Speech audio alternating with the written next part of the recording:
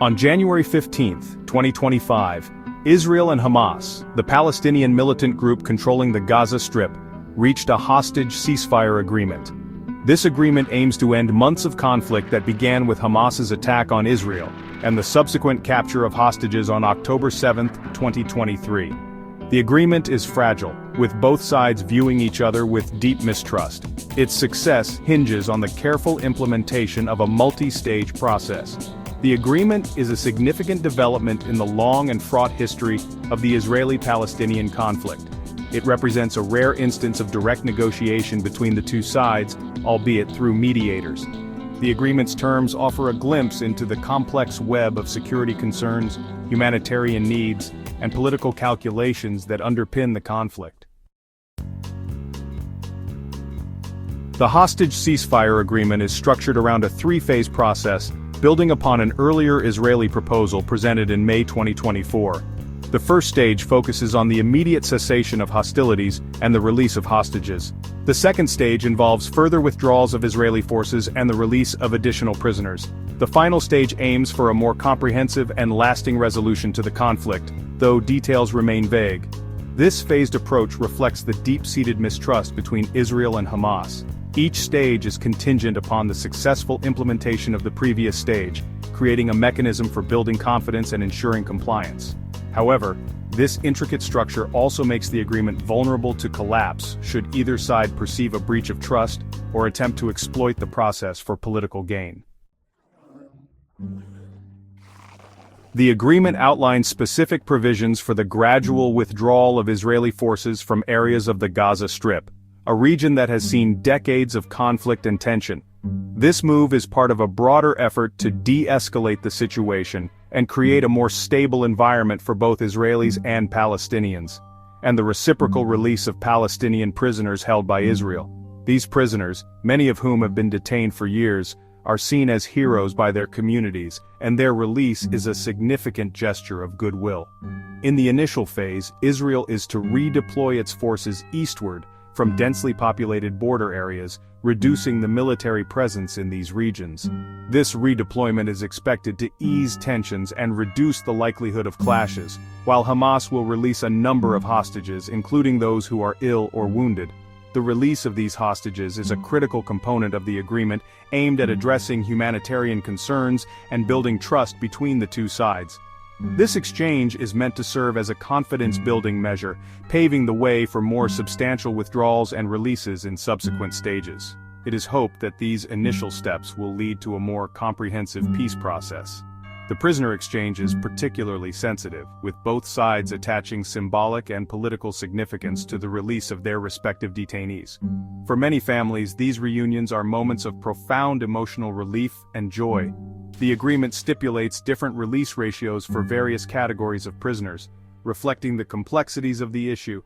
These ratios are the result of intense negotiations and are designed to balance the interests of both parties. Hamas seeks the release of its members imprisoned for their role in attacks against Israel, viewing their freedom as a victory and a validation of their cause, while Israel demands the return of its citizens, including 2 soldiers captured in 2014, whose fate has been a point of national concern and sorrow, and the bodies of 2 others.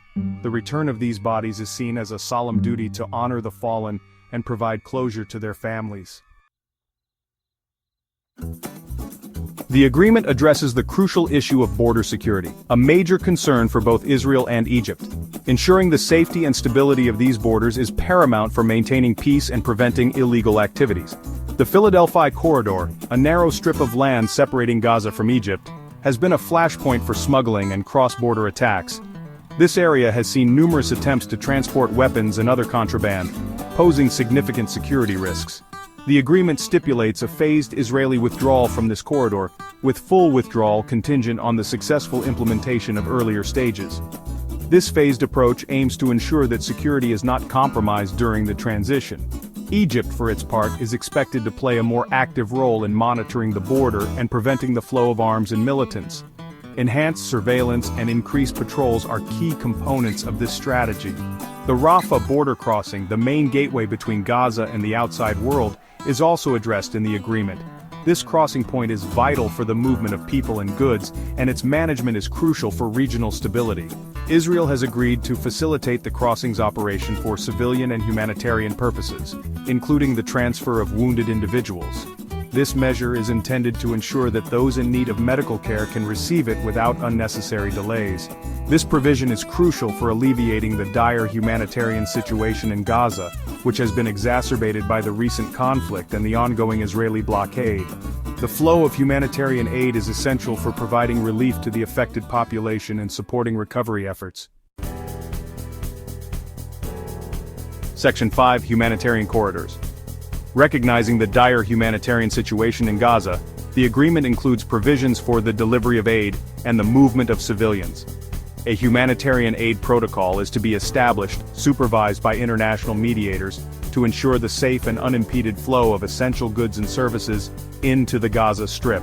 The agreement also addresses the plight of internally displaced persons, allowing for their return to their homes in areas previously inaccessible due to the conflict. The success of these humanitarian provisions will depend on the commitment of both sides to prioritize the well-being of civilians caught in the crossfire. The international community also has a vital role to play in providing humanitarian assistance and ensuring that aid reaches those most in need. Section 6: The Agreement in Limbo. As of January 16, 2025, the hostage ceasefire agreement is in a state of limbo. Israel has delayed its approval, accusing Hamas of backtracking on previously agreed-upon details regarding the identities of prisoners to be released. Hamas denies these allegations, accusing Israel of using delaying tactics to appease hardliners within its governing coalition. This impasse highlights the fragility of the agreement and the deep mistrust that continues to plague Israeli-Palestinian relations. The fate of the agreement remains uncertain. The coming days and weeks will be crucial in determining whether the agreement can be salvaged, or whether the cycle of violence will resume. The international community, particularly the United States, which played a key role in mediating the agreement, must exert pressure on both sides to uphold their commitments and work towards a lasting peace. Section 7: Implications for Israel. For Israel, the hostage ceasefire agreement presents both opportunities and risks. On the one hand, the agreement offers the prospect of securing the release of its captive citizens and ending the immediate threat posed by Hamas. It also allows Israel to present itself as a responsible actor willing to engage in dialogue and seek a peaceful resolution to the conflict. However, the agreement also carries risks for Israel. The withdrawal of Israeli forces from parts of the Gaza Strip could create a security vacuum that Hamas could exploit to regroup and rearm. The release of Palestinian prisoners, particularly those involved in past attacks, is deeply unpopular among segments of the Israeli public and could face domestic opposition. Section 8: Implications for Hamas. The hostage ceasefire agreement presents Hamas with a strategic opportunity to consolidate its control over Gaza and advance its political objectives. The agreement allows Hamas to claim victory, portraying itself as the defender of Palestinian rights and the liberator of prisoners. The phased withdrawal of Israeli forces and the easing of the blockade would provide Hamas with greater freedom of movement and access to resources, strengthening its grip on power. However, the agreement also carries risks for Hamas. The group will face pressure from within its ranks and from other Palestinian factions to demonstrate tangible gains from the agreement. Failure to deliver on its promises, particularly the release of prisoners, could damage its credibility and lead to internal strife. Section 9: A Fragile Peace. The hostage ceasefire agreement between Israel and Hamas represents a fragile step towards de-escalation in the long-running conflict. This agreement, while a significant milestone, is just one of many attempts over the years to bring peace to the region. Each attempt has been met with varying degrees of success and failure, often influenced by the complex political and social dynamics at play. The agreement's success hinges on the willingness of both sides to overcome their deep-seated mistrust and adhere to the terms of the agreement. Trust-building measures, such as prisoner exchanges and easing of blockades, are critical components that can help foster a more conducive environment for peace.